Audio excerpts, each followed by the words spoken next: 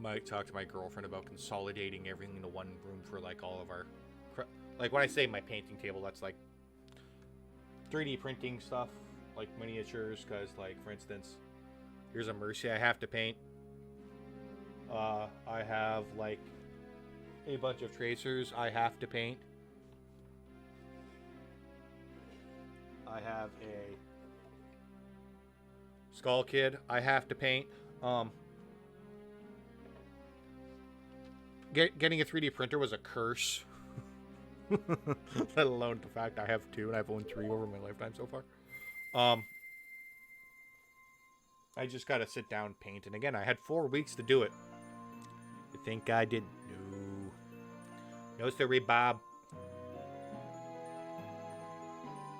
4 weeks I could have primed, sanded, painted, finished a master story that's been sitting behind me for a while. No. That being said, if you like really nerdy shit, but you have a limited amount of money, the upfront cost for a 3D printer is bullcrap.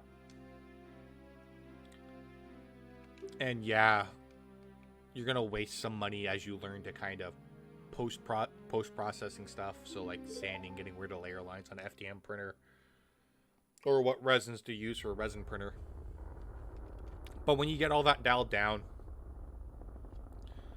then you get cost materials, filament resin, and if you have a resin printer, then you need a couple of other things: gloves, FEP sheets. Once they wear out, your screen's gonna die after a bit. Your exposure screen. I could do a whole nother stream on what little I know about 3D printing and plastics, and kind of my 2 cents on what you should print and what you shouldn't print, and how to kind of deal with it. But that'd be a whole nother topic on a whole nother scale, where there are way better resources just on YouTube alone, let alone on the internet. The best thing you can do is look at any sheet that tells you what plastic does, what plastic's suitable for which. Is it flexible? Is it strong? Resin will shatter like glass if dropped from a high enough distance, and I mean like shatter. Yeah, most things will break when dropped at a distance, but no, I mean shatter into little shards and pieces. You also got to make sure it's cleared all the way through, or it could leak, causing a liquid resin to pour out of inside what you thought was a fully dried part. And then you got a major issue, because resin can be very nasty. Even the plant-based resins can be very nasty. I prefer FDM 3D printing.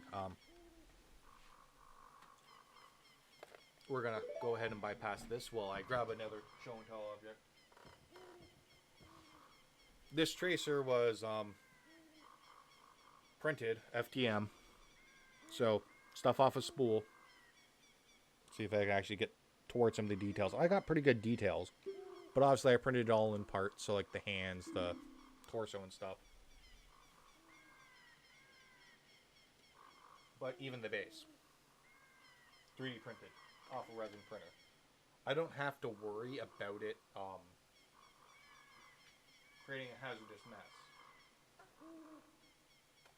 Now, this tracer, a little smaller, again, printed in parts. Now, none of those parts are hollow, though. So what that means is I don't have to worry about it having hollow parts on the inside where resin can come out. It's all dried. It will stay all dried. It won't crack. But the details are way better.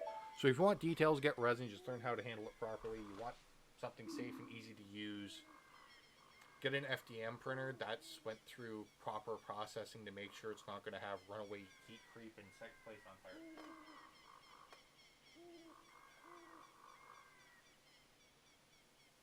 And if you're like me and you're just freaking lazy and you can't be bothered to properly finish anything, just buy an actual statue from somebody who properly finishes all that stuff, and it will look better and you'll enjoy looking at it more. Whereas everybody in the mini gaming community is like, oh, you gotta fight the gray. Bitch, I print it. But there's a lot of cool stuff you can do with a 3D printer. Like, I could get transparent resins and shine them up. And, like, do a whole bunch of cool things. Like, I want to print the spiritual stones. I would need something that looks like a ruby, a sapphire, and an emerald. And with printing it with a filament printer, you'll see whatever's inside, whether it be if it's hollow or not. Whereas you can print the resin solid, and then you kind of shine it up like you would a gem, to what research I've done.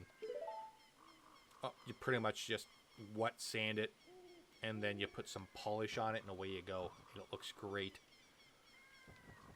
And then, of course, the stuff that holds it, what I would probably do is print that in a PLA or a PLA Plus.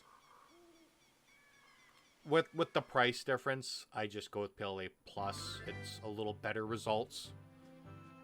So, here's the owl coming up, and that's going to pretty much give us the instance of, I gotta freaking read what's going on, or I'm gonna hit the wrong thing, and he's gonna talk to me like 5 billion times. But I have made it to Castle Town on the first time. Like, in the first day cycle. Because there's a day and night cycle in this, and that nighttime Castle Town wants nothing to do with your bitch ass. You will encounter many hardships ahead. Thank you. You're making the adventure sound so great. Dick. Go straight this way and you will see Hyrule Castle. You will meet a princess there.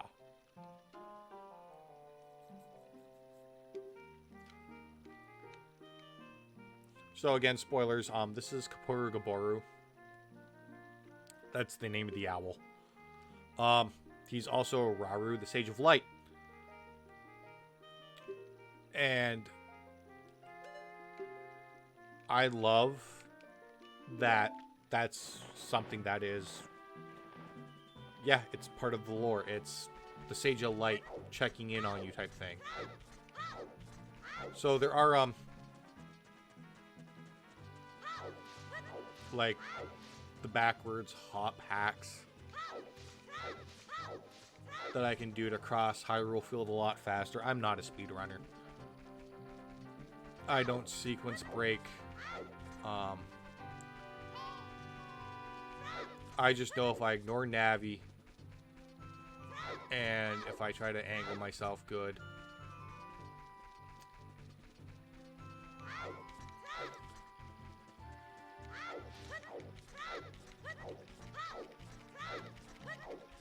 oh, come on, come on, come on, come on, come on. Don't make a liar to me yet. Beat the knight. Why is that important to me? Just because not only that, I can talk to certain people. By certain people, not you two. I mean this little lady here.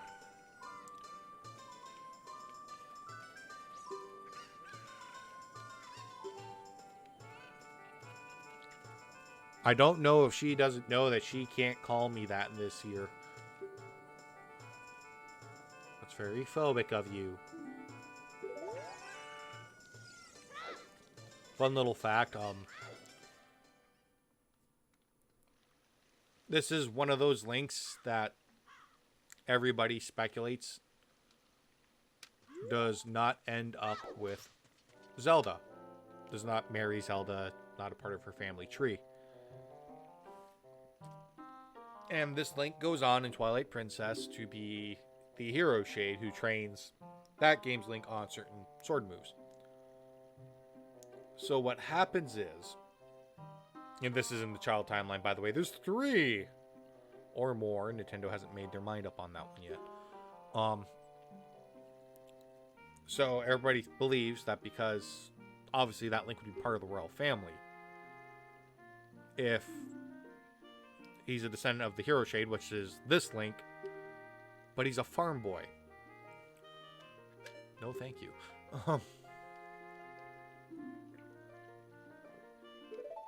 So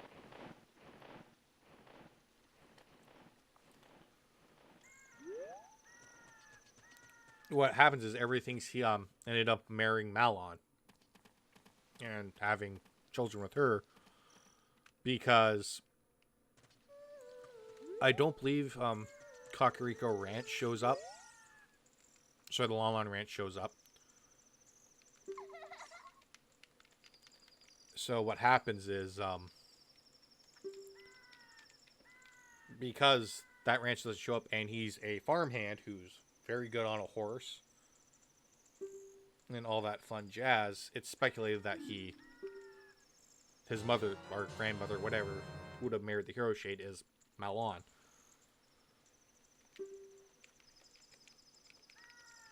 So, like, that little bit of lore knowledge for you, for anybody who's interested about the lore, doesn't really want to put the time into the games, or can't track down, say, a GameCube or a Wii U to play Twilight Princess. My goal at some point is to get a Wii U so I can play the HD remake of Twilight Princess. I love Twilight Princess. It's another friend of mine's favorite game. In fact, when he got me back into Yu-Gi-Oh! When he just shut up, bitch, will we be stealthy about this? When he got me back into Yu-Gi-Oh! He got me, for Christmas, Majora's Mask sleeves, because that's my favorite Zelda game. And then Twilight Princess sleeves. Now, I know if you were paying attention since the beginning of the stream here, you'd be like, but Tim, I thought you said this game was your favorite. It's one of my favorites. I like it more than Link to the Past. I play it more than any other Zelda game. At least once a year in September. Whereas, A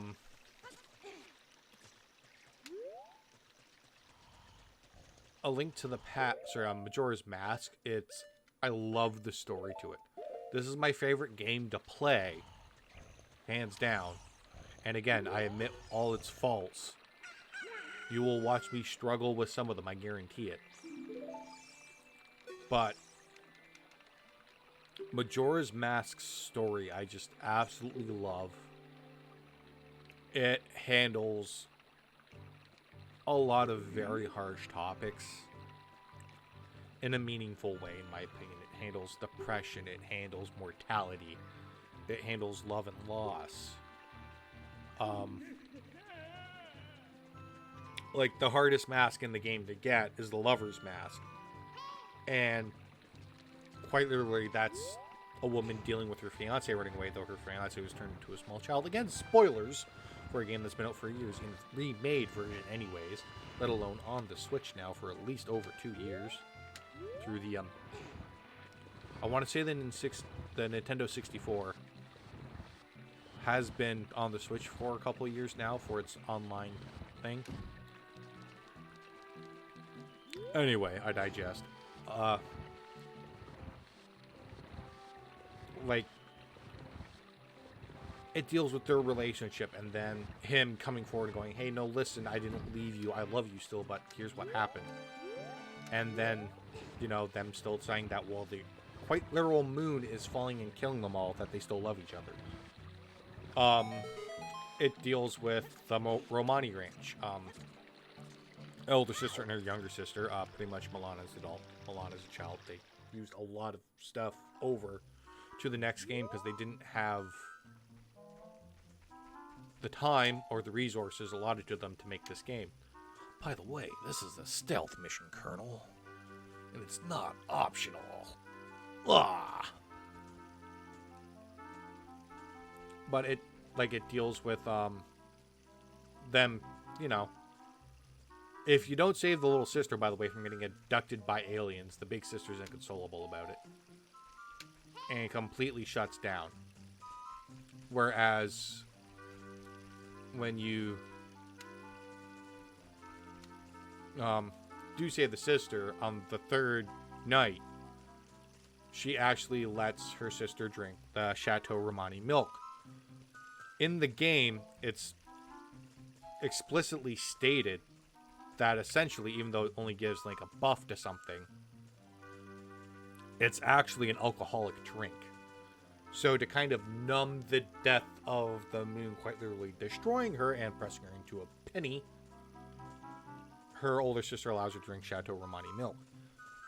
It deals with loss in the way because of the masks. The Deku Butler's son is the Deku mask. The Zora mask is the spirit of a Zora guitarist who's the father to kids that will never see their father. And the Goron mask is the soul of a Goron who was supposed to be his people's hero, and he failed to save them and died trying. It deals with that legacy. It's a very dark game that deals with a lot of mature matters and issues, and I feel it deals with it very well. Like, if that was a movie, if that game was a movie made by Disney, people would be shitting their pants going, that's not a kid's movie. It would be read all over again. Please keep in mind, I am not a female. I do not identify as such, and I can't have a period. Apparently, what I have been told is it's a very good allegory for a young girl hitting puberty and dealing with their